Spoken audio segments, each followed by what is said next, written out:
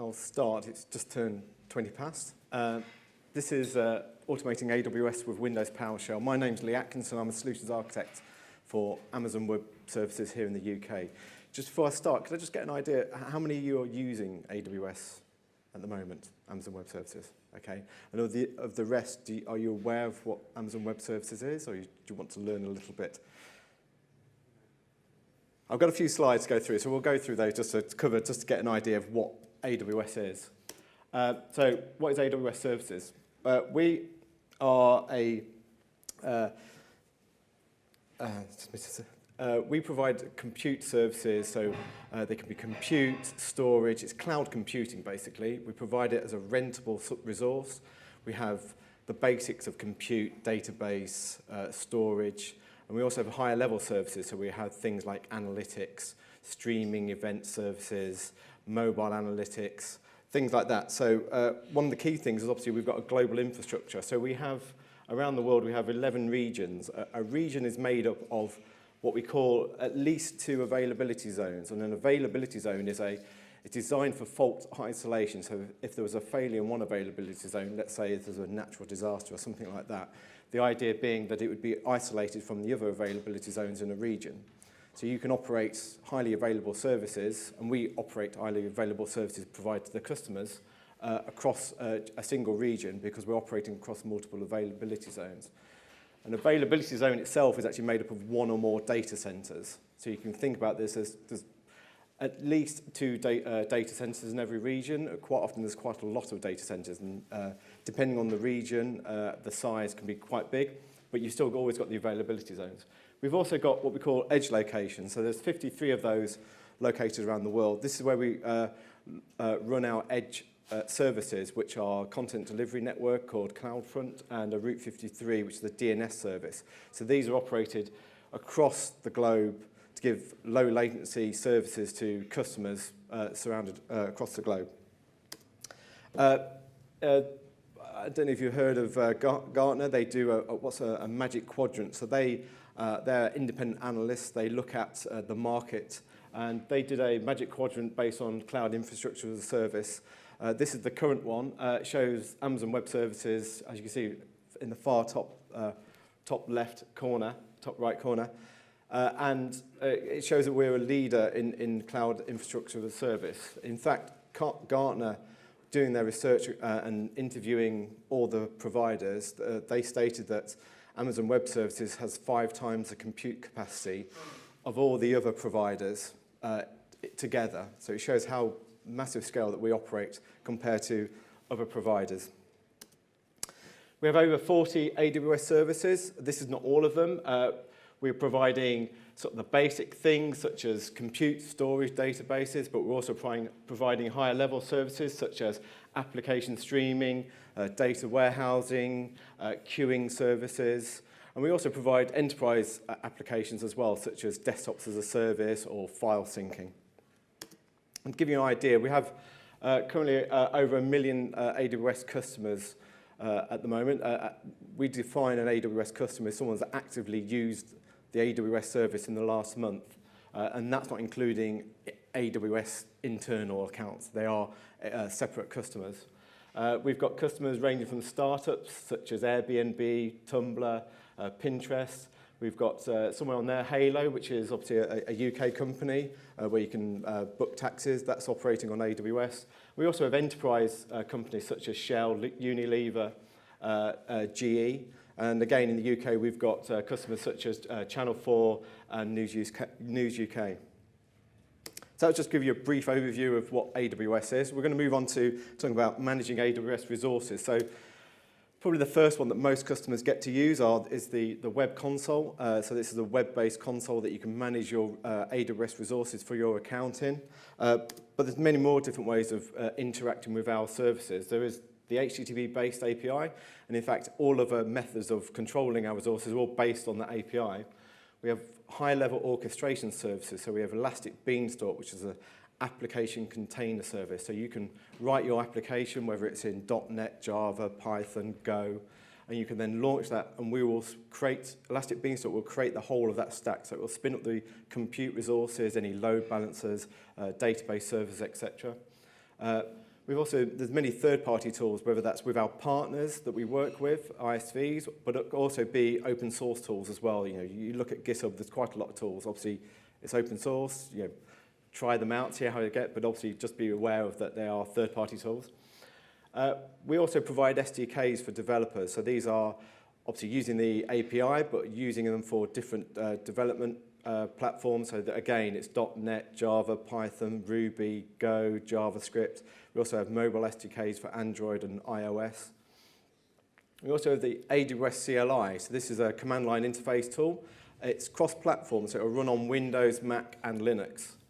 We also, finally, which is obviously the whole subject of this presentation, is about the AWS tools for PowerShell.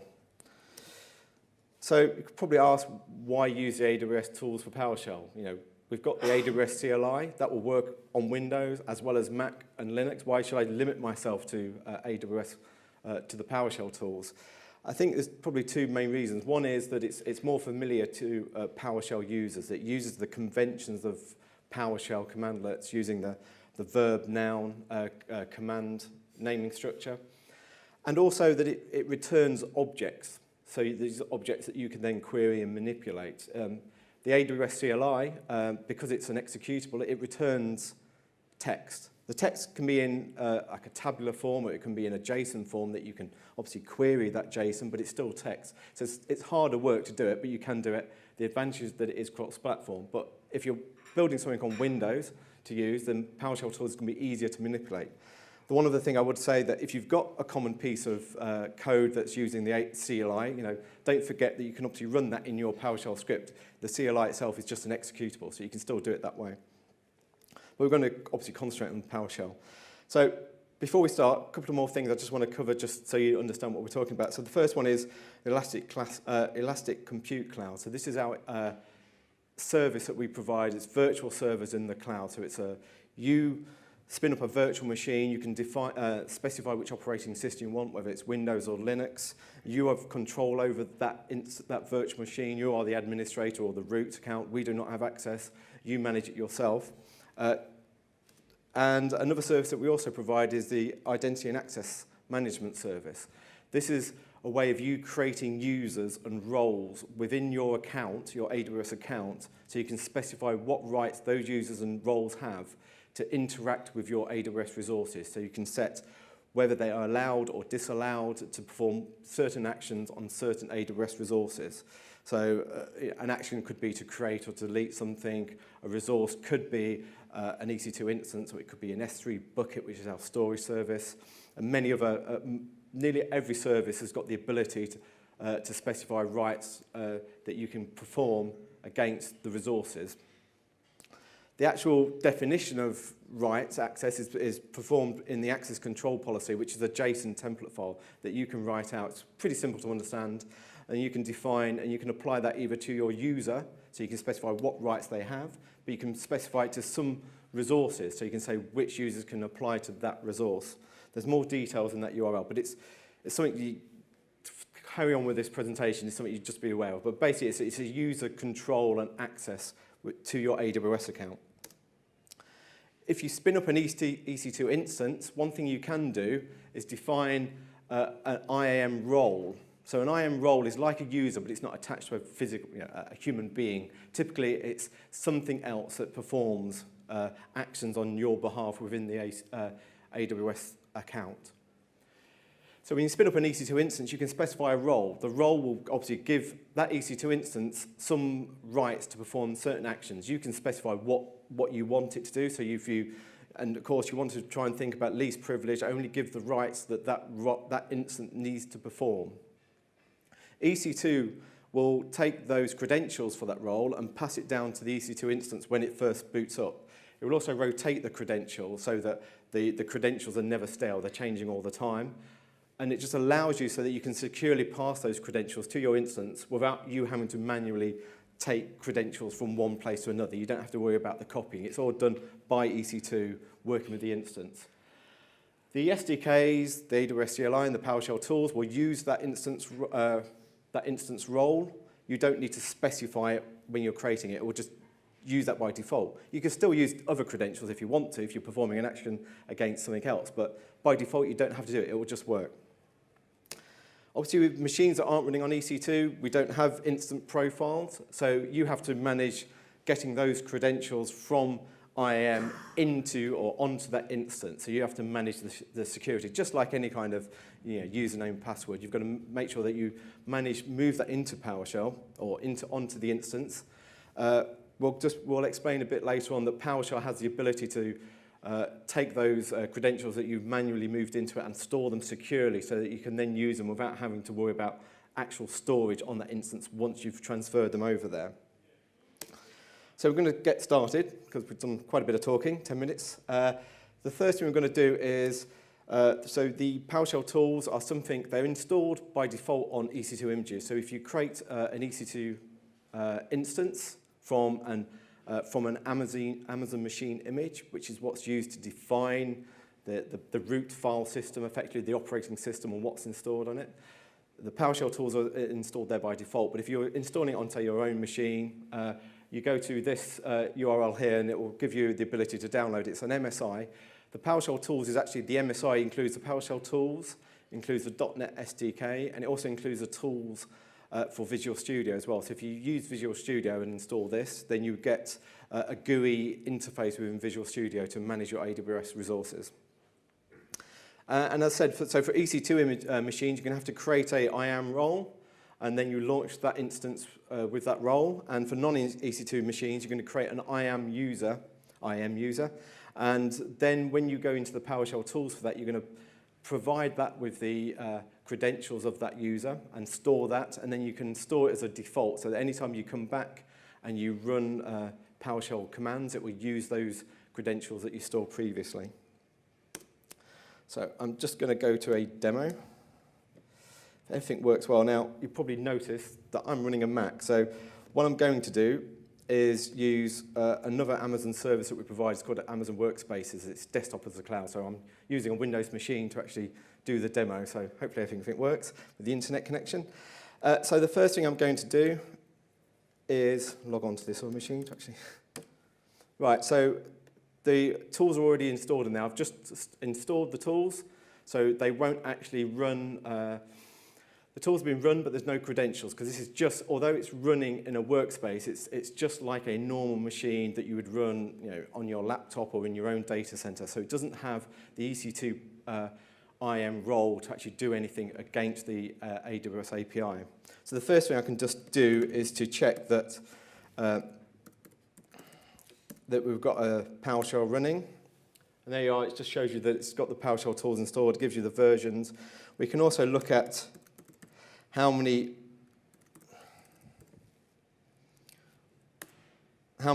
services that the PowerShell tool supports. So there's about 40 services that it supports.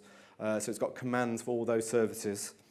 And also, just to give you an idea of how many commands we've got, if we do...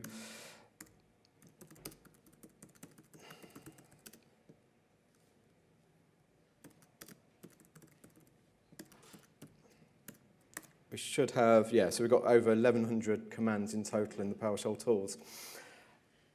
So obviously the PowerShell tools have got the usual get help. You can actually look at find the help of each command. It will list the parameters. It provides you quite in-depth knowledge and a database of all the information about all the commands.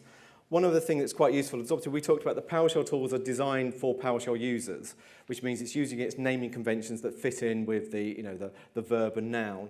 The actual API that AWS provides, it uses a slightly different naming convention. So it does mean that if you look at the API documentation, it might talk about a particular action that you can perform against the API.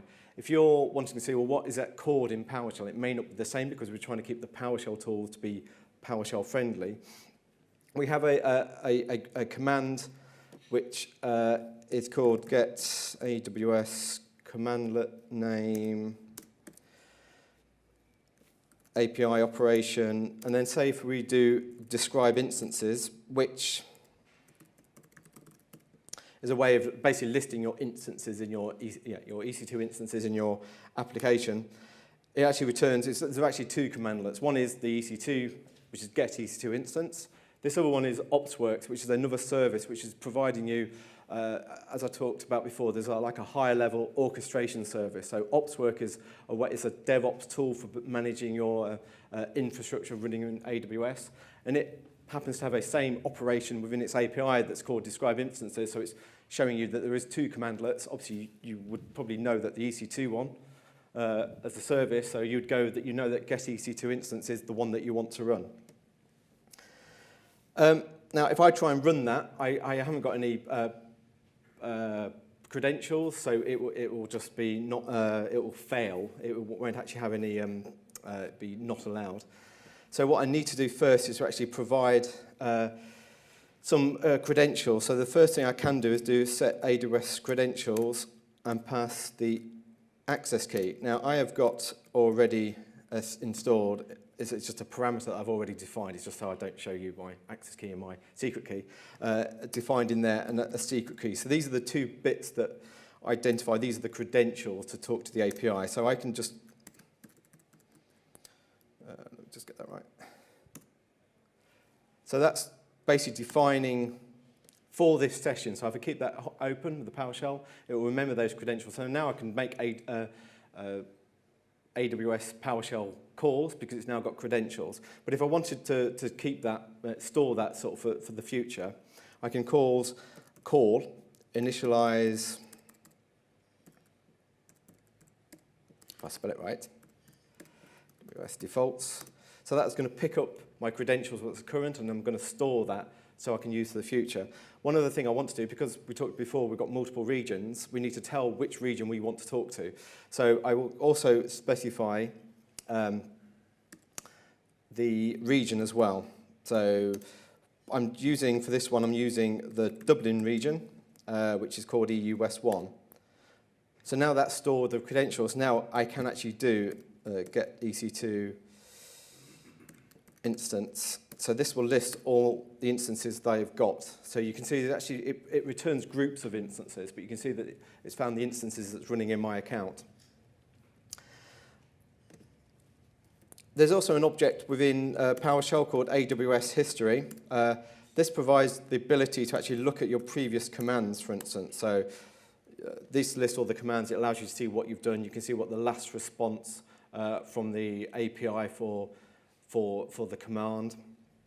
It's quite useful for debugging or if you want to replay commands. It's a bit like the PowerShell history as well, but it just gives you the AWS commands.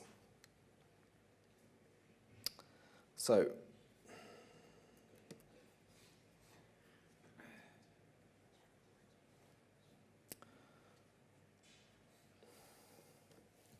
just going back to EC2, so we're going to try and do some work against the EC2 API. I probably just mentioned this before, but if you want to create an EC2 instance, so an instance, what we call an instance in AWS is a virtual machine. And you always launch an instance, a virtual machine, from an AMI, an Amazon machine image. An AMI is a definition of a machine, so it will specify effectively the root volume, an image of the root volume that you want to boot from. So as part of the starting the instance, we will create a volume, a file system, and we will image that volume with the root volume that's defined in the AMI, and then launch that instance from that. There's also what we call a metadata web service. So every EC2 instance has a web service available. You can see the URL at the bottom. This provides information about the instance to the instance itself. You can find things like the AMI ID that it was launched from, the instance ID itself, the instance type, which is the type of virtual machine it's running on, and lots of information. This is quite useful if you're doing things on the instance itself. It's the easy way to find out information about itself. Obviously, PowerShell, we can use the invoke REST method as a way of receiving data from that. So if we go, so this time I am now, so I was using workspaces before. I've got an instance running. I will show you quickly. So this is the AWS console. So this shows all the services that are available currently on AWS. You you see it's quite a long time, and it takes quite a lot of scrolling to actually see them all. But I just want to quickly show you the IAM role that I've specified. So this is what I've launched the EC2 instance with. It's called DevWeek, and I've created a policy, and I've actually given it administrator access. Now, obviously, normally you would not do that because an EC2 instance does not need full access to every resource in your AWS account. So please use limited privileges, just the least privilege as much as possible, but I've taken the easy route because it's a demo, and I will delete it once I've finished. So I will then, so I've launched an instance already with that. If we go to remote desktop, so this is logging in over remote desktop into the instance.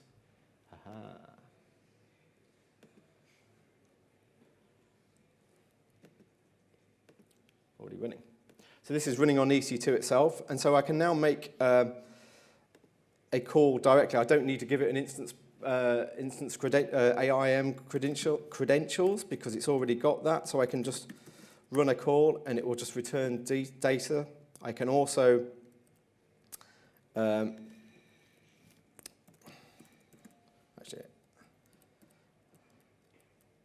so the EC2 instance is there running, as you can see, and I will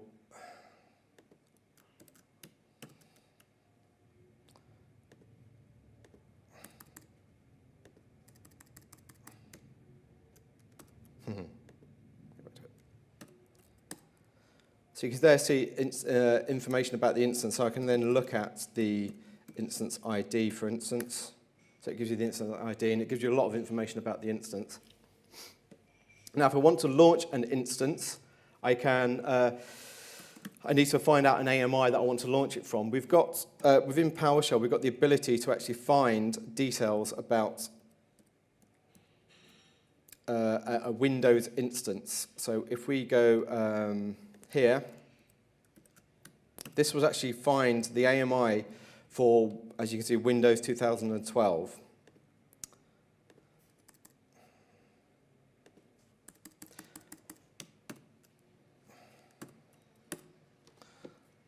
That's just finding details about that particular AMI. If I return it, it shows you the details. It will show you things like the AMI ID itself.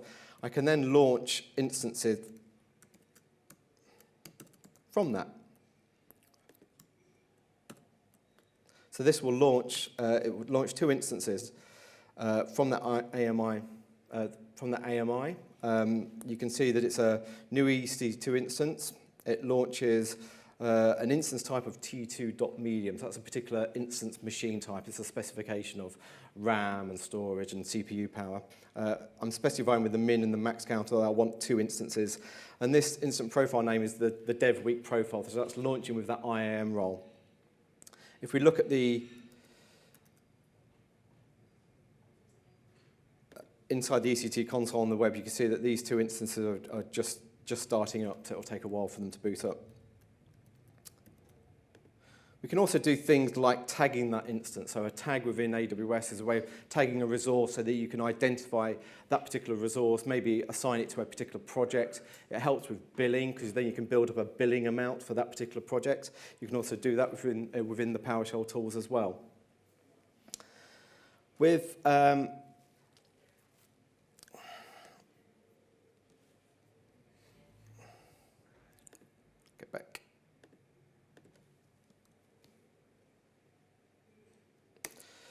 So that's with EC2. My final one of the demonstrations is just to talk about Amazon S3. So Amazon S3 provides a highly durable, highly scalable object storage. It's designed for 11 nines of durability, and it's designed for 4 nines of availability. And it's a storage service that you can use, and you only pay for what you store. So if you're storing only 1 kilobyte of data, then you're only paying for that. If you're storing 10 petabytes, you're paying for 10 petabytes. So I'm going to just do a very quick demo. So again, I'm going to do it on the workspace. Somewhere.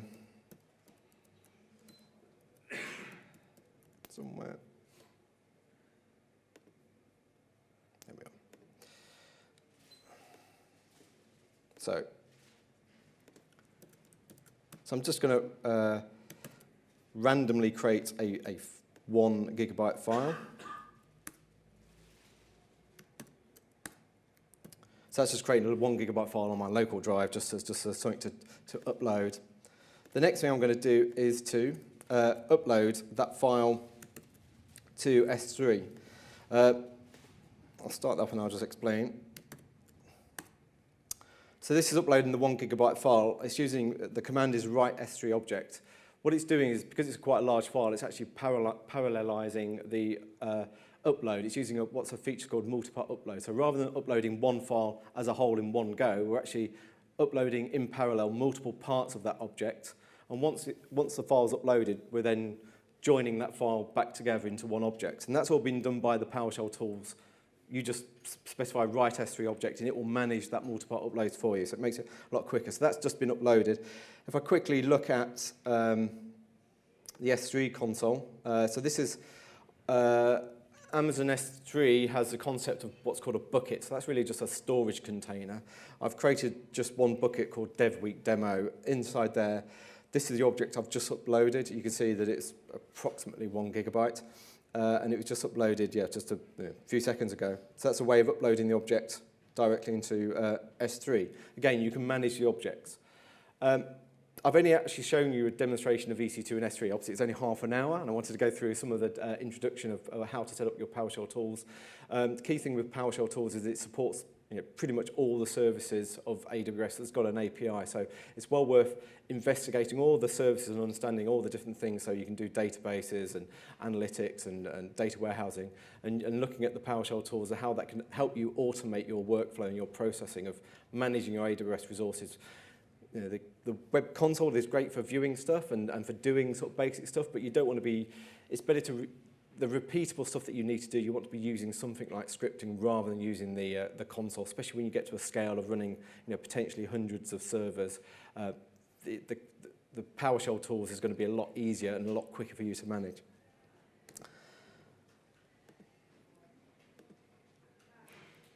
My final slide is just really just a few links. So we have the AWS website, aws.amazon.com. Off that, we've got the PowerShell tools where you can download. It's also got documentation on how to install it and also the reference on the commands. We have the main AWS blog that blogs about sort of every feature. There's probably a new feature being released nearly every day, at least once a day. The AWS.NET blog, it's more than .NET, it will talk about PowerShell, so there's a lot of tips there for PowerShell users on the .NET blog, as well as for Windows. So although it's called the .NET blog, it does have a lot of information about for Windows and PowerShell users as well. We have a Twitter account, and obviously we're actually here today and tomorrow. We've got a table at the far end, so please come and say hello. I will be here for the rest of today, and I'll be here tomorrow as well. That's it.